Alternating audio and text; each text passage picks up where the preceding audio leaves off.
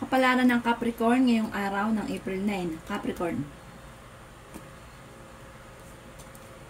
Sinasabi po dito na ating tarot card Capricorn na maaaring kayo daw po ay mag-focus sa future. Huwag nang balik-balikan ang mga nakalipas. Sabi po dito, may isang lalaki na parang napapagod na at nagiging emotional sa ngayon. Isang Capricorn daw po ito. Huwag daw pong pairalin ang init ng ulo. May problema kang pinagdadaanan, Capricorn, tungkol sa usapin ng pera. May problema ka pero may solusyon sa problema. Maging mapagpasensya ka lang daw po. Kaya sabi rin po dito na marami ka mga pinagsisisihan. Alisin nyo daw po yung mga pinagsisisihan dahil marami pa ang paparating.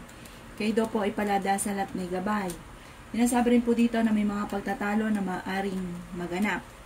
Maaaring sa ngayon, temporary, may problema ka pinagdadaanan sa pera. Parang mahirap para sa inyo kumita sa ngayon.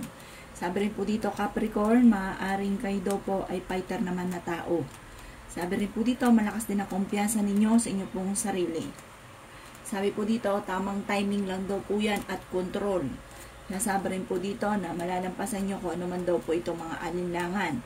Sinasabi rin po dito na parang po ikaw ay may trabaho, parang naboboring ka na sa trabaho ninyo.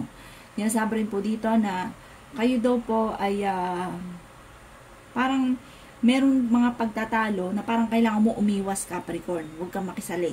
Kasi parang hindi mababawasan ang problema pa, bagkus ay madadagdagan ang problema. Ang inyo po lucky color ay yellow at ang lucky number po ninyo ay nagsisimula sa 14, ganun din po ang 3, ganun din po ang 37, 33, 20, 29. Good luck po!